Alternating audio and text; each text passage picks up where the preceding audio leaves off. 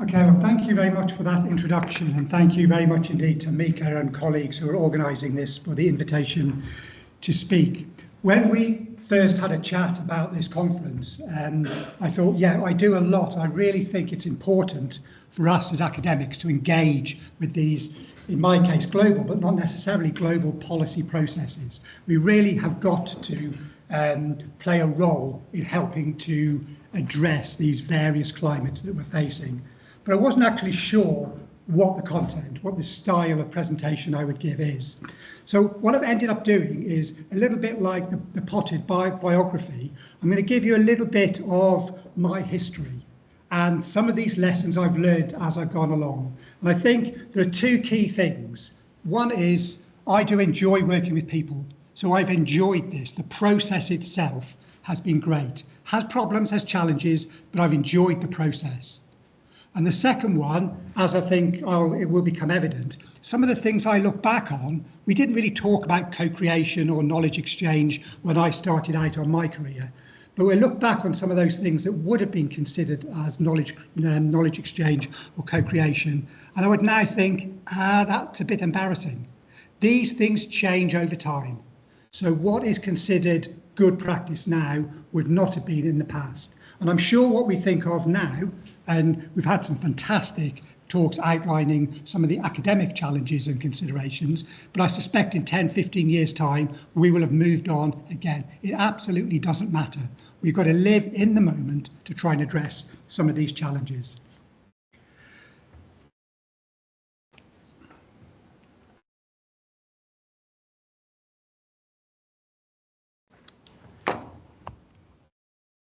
So what I'm going to do is talk a little bit about the issue that needs co-creation, and that's my real emphasis here, from the practicalities of co-creation of research.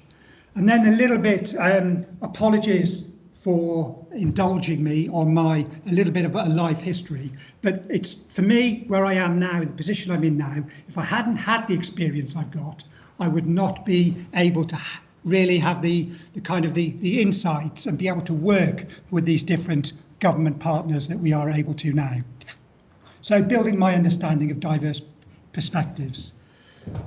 Then producing, and as I say, it's different at different times over the last 30 odd years, what is needed to deliver the outcomes. And for me, it's not the process itself of doing it, but it's the outcome. We want to produce research, or in policy terms, evidence that will be taken seriously by either national governments or the Convention on Biological Diversity when they're making their decisions. And then I'll introduce the convention, which has been in force since 1993, and the Global Biodiversity Framework, which is its latest sort of decade-long or multi-decade work plan, which was adopted at Biodiversity COP15 in 2022.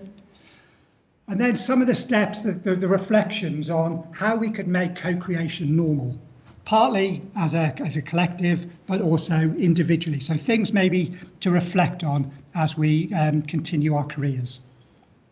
So what is the issue that needs co-creation? So we've heard a bit more about climate, but as the headline of this, the title of this conference indicates, the environment is in a bit of a mess as well. So the Intergovernmental Platform on Biodiversity and Ecosystem Services, which is our equivalent of IPCC, the Intergovernmental Panel on Climate Change, much, much younger, 13 years old now, produced its big landmark report in 2019. It's doing an update of that, the Global Assessment Report on Biodiversity and Ecosystem Services. And there are a couple of real headline figures that attracted a lot of media attention from that. One is that more than 1 million species are threatened with extinction. And the second is that all of the pressures on biodiversity can be really boiled down into 5 main drivers. There is land and sea use change, overexploitation, pollution, invasive species, and climate change. So those are the 5 main drivers of biodiversity loss. Then the following year, in 2020, the Convention on Biological Diversity produced Global Biodiversity Outlook 5, and that was a summary, a reflection, a report, if you like, on the 10-year strategic plan that it had from 2011 to 2020. There had been 20 targets it had identified in 2010 to hit, and none of those had been met. A few of them were partially met, and a number of them there was very little progress at all. Encouragingly, because I joined Newcastle, I'd been outside academia for 15 or so years. I joined Newcastle in 2013, and it was great to see our research based here at Newcastle cited in both of these reports, underpinning key messages, particularly for this one, where we did show that without conservation action, extinction rates would have been 3 to 4 times higher than they had been since this convention came into force in 1993. So conservation action can make a difference.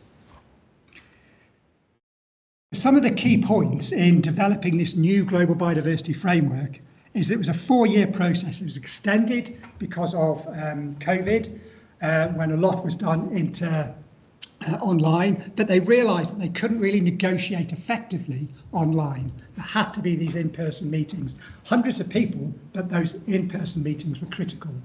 The opening laid out very clearly the problems that we have. We're waging a war on nature, ecosystems have become playthings of profit, and we need a peace pact with nature. So very emotive language from the UN Secretary General. We did get there in the end with this very boring looking document, 5,000 words over 11 pages, containing 4 goals to be achieved by 2050 and 23 targets, the action that we want to try and achieve, get underway by 2030. But because of the negotiations, it's politically negotiated, it was hugely challenging to get there. But very encouraging signs that research responding to clear needs was recognised. And that's where I'll touch on a little bit later, the different ways that we believe that we can co-create the mechanism to achieve the collective outcome. So the issue that we face now, this global biodiversity framework has been adopted, is that there's a huge number of documents that are tools and guidance, all aimed at parties, so parties are the countries that have signed up to the convention, to support them in implementing this global biodiversity framework. There's so many of them. But there's also an awful lot of information needs. This new framework covers a range of areas that CBD, the convention, has never covered before. It considers finance, it considers agricultural subsidies. There's a whole range of issues that have not really been considered in depth before. So there is a need for more information. But something that we've become increasingly conscious of is that the CBD parties vary enormously in their capacity. You sit in the negotiating room and you've got, on the one hand, some countries that have got tens of millions or even more than 1 billion people, and they'll be negotiating on an even platform with a lot of countries. 37 members, UN member states and the parties to the convention have got populations of less than 1 million people. So if they've got a small national population, they're going to have a small government, and in our case, some of the small island developing states we work with, they've got an environment department of fewer than 5 people. So the capacity to negotiate and be an equal voice in those negotiations is limited, and then their ability to implement and deliver this framework is similarly challenging. So how can we provide tools and guidance that is going to be of most use to those really, really resource-constrained countries? So that's the real challenge that we face. That's the big issue in terms of co-creating that information, that evidence base that will allow parties to take the lead in their countries in pushing forward the implementation of this global biodiversity framework. So co-creation is absolutely critical. From conversations we've had, there's a very strong sense that tools and guidance are done to them and not with them and for them. So that's really the real driving force for us. And some of the statements that different parties have made in the first science meeting after the Global Biodiversity Framework, really calling out for much stronger engagement with they're from Colombia, essential to see the scientific and academic community reflected. Tajikistan, talking about a real lack of interaction with national scientific institutions, and Brazil as well, talking about scientific and technical cooperation is critical to the effective implementation of knowledge management strategy in the Global Biodiversity Framework. So those are just a few. There are many other examples of where countries are really calling out. So what is co-creation in this context? I think it's worth us trying to become involved in this, being really clear about what it is we want to achieve. So it's acknowledged that there's a need for more useful science. We call it science, they call it evidence. It's effectively the same stuff. So the worlds of researchers and policy officials are very different. You've got very different tasks and jobs. So if you think of providing evidence, a lot of that responsibility, because it's what we do, will fall to academics who actually undertake the work. But it's making sure that that policy voice is very well heard throughout that process and feels equally involved in terms of the input, even if the quantity, the amount of time maybe varies a little bit from between researchers and policy officials. So the co-creation, and this is a personal view, it's not based on some of the fantastic research that we've heard about, the creation of relevant evidence has to be flexible in operation. But it's got to be very clear about the philosophy and the desired outcomes for all parties. So one thing that we think of very clearly is, it sounds trivial that we have one mouth and two ears. We need to do a lot of listening. A lot of this is about keeping quiet about your perspectives. We want parties to pick up and take this. So we really need to understand what their challenges are. So that's one of our kind of philosophies throughout this, is being very reflective. And there was one of the slides earlier was talking about making sure that you're really hearing, not just active hearing when you're communicating and doing this. So one way, the most intensive way for our partners, is engagement throughout the process. There are often very practical constraints on that, particularly for policy officials. They've got many other calls on their time. So do we, but providing evidence, providing research is quite central to what we do. Then there are situations where we have co-created the question setting, or what is the issue we really want to address, and then designing the research in big, broad terms. And then we are trusted. We've built that relationship that we're trusted to get on and do that, touch in at various points, and make sure that our colleagues are very happy with the end result. And finally, and I think this is something that we really started off with, is that the non-academic partner, so policy officials with us, they really identified the issue. Sometimes they did that very explicitly, but a couple of those places where I mentioned our evidence has been cited in those CBD or IPBES reports. It's just really listening to what the knowledge gaps are that parties are identifying when they're negotiating. So there's different ways of really understanding what the issues are and then how to produce that evidence. But it is critical to make sure that there is an outcome that's agreed by all parties. For us as academics, we've heard very clearly some of the institutional or structural problems with disciplinary promotions and hirings. We want research, we want grants, those kinds of things are academic metrics. Policy officials change, hopefully in our case, trying to do something to really address this global biodiversity crisis, doesn't matter about those. It's providing evidence that can be actually used. So having an outcome that's agreed by all parties is critical. So a very quick now sort of personal journey. I'm much closer to the end of my career than many of you guys, so perhaps a few of these thoughts will hopefully make you think that you don't have to get all of this right the first time in the first few years. It's a journey. We learn and we understand as we go along. Perhaps maybe think, is this a path that you do want to follow? So as the introduction said, I've had quite a long time when I've worked with IUCN, so that's an intergovernmental body, the only environmental organisation with observer status at the UN General Assembly. And you go back to the 1990s, and some of this was very much just trying to bring in a diverse range of probably natural science perspectives on what ecology, what conservation needed.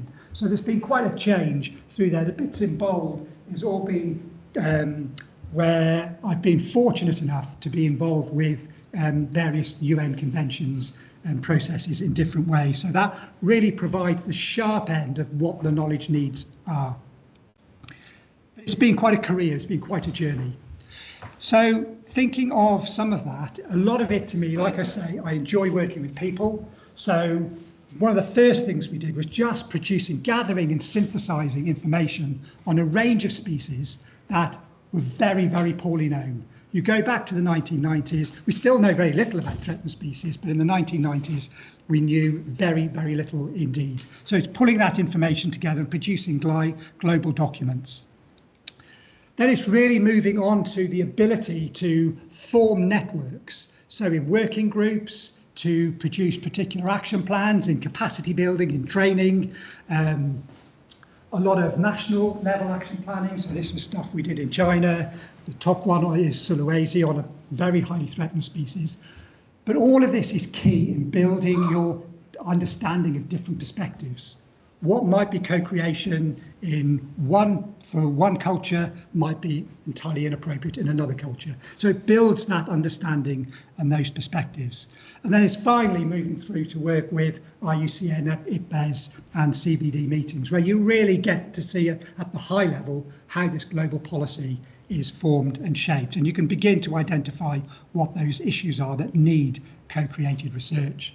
I started out doing field work, so I like to remember all the time that it is changes in the status of these species and these habitats. These are the places that ultimately all of these very tortuous policy words are trying to do something about. So I'd like to think I do have that perspective. So in the last few years, it has been a question of really identifying, either directly from talking to particular countries or from listening in to CBD negotiations and talking to the CBD Secretariat about particular gaps. So this is the piece of research I mentioned that showed that without conservation action, that previous convention's decade-long plan would have been considered much more of a failure. So we undertook research right at the end of that decade that allowed the CBD to at least have something positive to say. And it's not kind of a bit of spin. It really is pulling together quite diverse information. There are 50 authors to that paper. So it was a lot of diverse perspectives in terms of identifying what action had taken place and the extent to which it did benefit conservation, stop species going extinct. A second piece of research that we'd identified right at the beginning of this new global biodiversity framework, there was a gap. There's an assumption in the framework as it was initially proposed that if we reduced those 5 main drivers of biodiversity loss, then no species would go extinct. We identified through this research that was not the case. There's a number of species that are already on trajectories, and they might have very small populations, small geographic ranges. There might be threats like emerging wildlife diseases that are not identified in those main drivers. So there is a real need for an additional target to address some of those species, because reducing pressures alone is not enough. So through the negotiations, that was picked up more and more. One of the things that we were very fortunate is that we did communicate directly with the 2 people that were chairing the working group leading to this new framework. So building those relationships is absolutely key. So producing what is needed to deliver outcomes. So again, these are some of the outcomes and outputs. And now I look back at these things, like I said a little bit of a while ago, there's lots of tools and guidance. And a lot of people, particularly now in smaller countries in the global south, feel guidance is done to them and not with them. So I would probably look at some of these things from 15, 20 years ago and think pretty much the same way. It was really important stuff, or it felt important at the time, and the people we were co-creating with was a diversity of academic organisations, but we probably weren't really hitting the target audience. So we've moved on quite a bit. The one exception probably is this one in the middle on ex situ management, which I'll mention. But then putting some of those things into practice really has opened my eyes hugely. So this was work from about 15 years ago. This is a critically endangered, so that's the highest level of threat, a species from Trinidad. It's endemic to the island of Trinidad. And actually running a workshop from one of those species conservation planning handbooks, what do we really need to do to save this species? So you really work through, there's a fantastic array of people here. There's government enforcement officials, there's government policy officials, academics, local hunter organisations, civil society organisations, all working through over 2 days in a very participatory, active way. What is it we need to do to save that species? And that strategy is being revised now 10 years or 12 years on.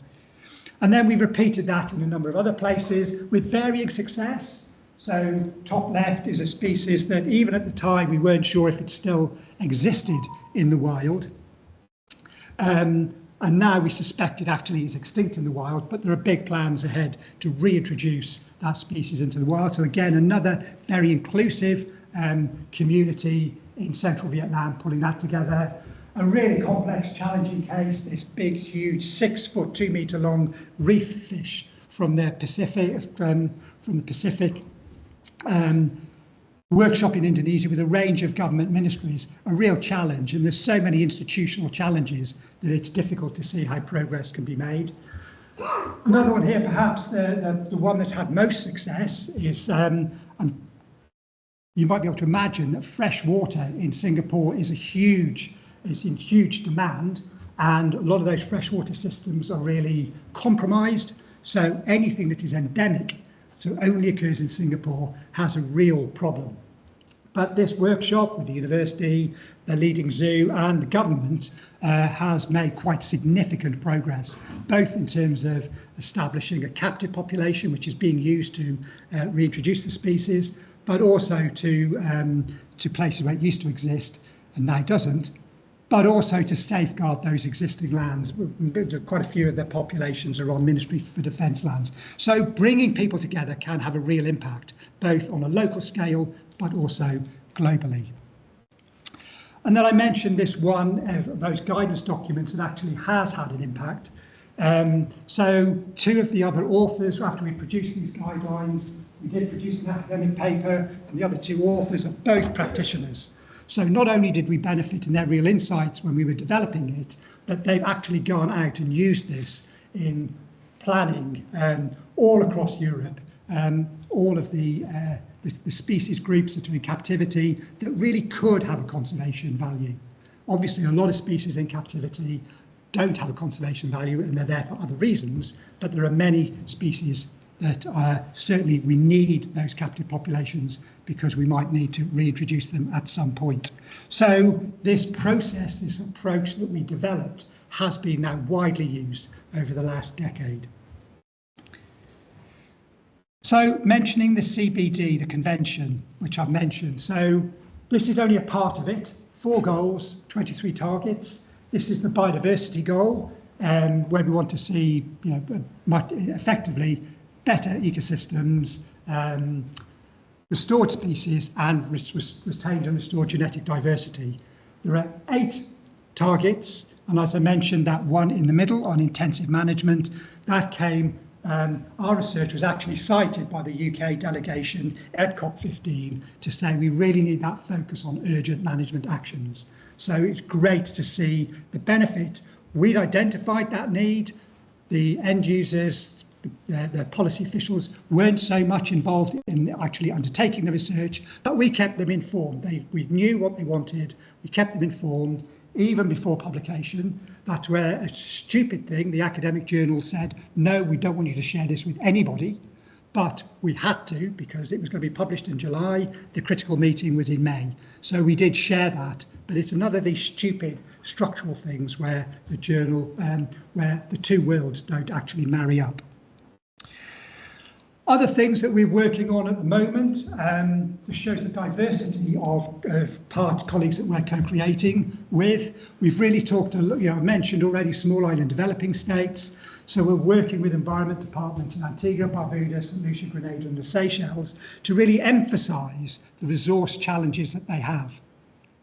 And they've driven a lot of that discussion. So what we've taken to that is our ability to communicate, to construct an argument and put that into the public domain.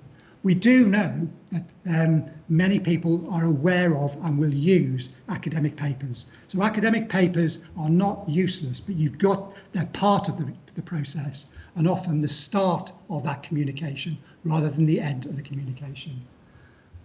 And then another key part is working with forestry companies. Is one of the significant paper, academic paper that we published. Again, another of these co-creation things with 85 authors, so quite a challenging thing academically to do, but we're really seeing the benefit as more and more sectors are taking up that as a way of thinking, how can we look at the outcomes from forestry operations, from development programs, in terms of biodiversity outcomes, in terms of species that will become less threatened with extinction. So that's quite different in nature because that's very much business focused, business orientated. So a couple of final points to make is that all led to this new consortium of now 33 UK higher education institutions at the moment, funded by Research England Development Fund, and it's really recognising we at Newcastle can't solve these issues on our own. And because of some of the structural things that we've heard of about about the way academia works, we're not really funded centrally to collaborate easily. We've got to kind of account for all of our time. So we've got a bit of funding to try and help us get on that way. So it's really through this sharing resources and knowledge and acting in partnership, that's really the best, will give us the best chance of making our strongest contribution to these crises. So just a couple of things, these are our key to show what we have been doing. We work with the Joint Nature Conservation Committee here in the UK, and the department, definitely the Department for Environment and Rural Affairs. So they're our kind of government agencies that we work with, and strongly with the Secretariat of the Convention on Biological Diversity. So that's really giving us insights as to what those immediate and in some cases horizon scanning policy needs are in terms of evidence. So finally, just thinking about how we make this routine. Cascade, this consortium, we've had a couple of webinars, so I've just pulled out a couple of slides and adapted them a little bit.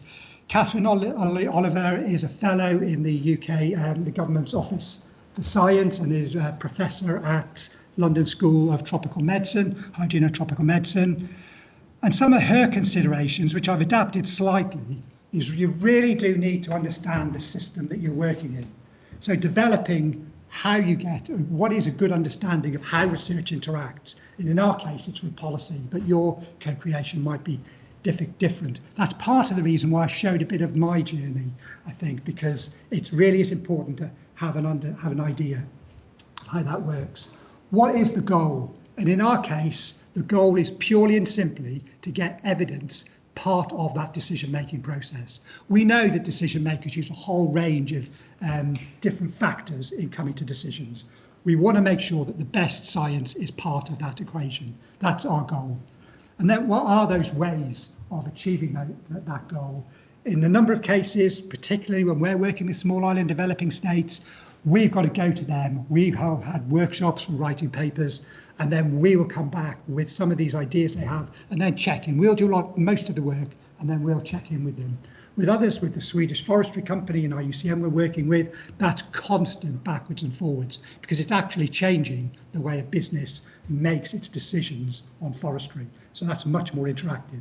So you need the appropriate way of working to achieve the goal. And then it is constantly evaluating and learning, and that can be over the short term, but it can also, and perhaps should be also more importantly, over the medium and long term, and being very honest with yourselves with ourselves about what is it I've learned what could we do better to achieve a better outcome for all parties. And then David Cooper was the exacting secretary of the CBD until last year. And he's made, in the webinar he gave, there were 3 really clear points for our evidence to be useful to policy officials. It's got to be credible. So it's got to have the best scientific information. That's why scientific publication is important. It's got to be salient, which means it's really relevant to the issue at the time. So policy officials, people that we want to take it up, have got to see, yep, I can see exactly how this is going to be used. And then it's got to have legitimacy, which means a wider range of policy. It's not just relevant in terms of the use it could have, but policy officials will trust it. They will understand what you're trying to achieve and how you've achieved it.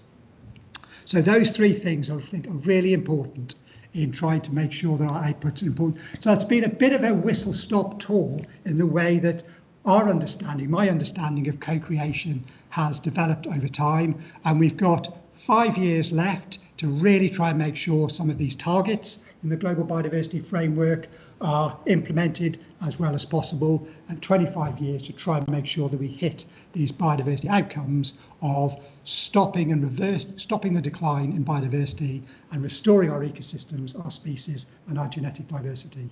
Thank you.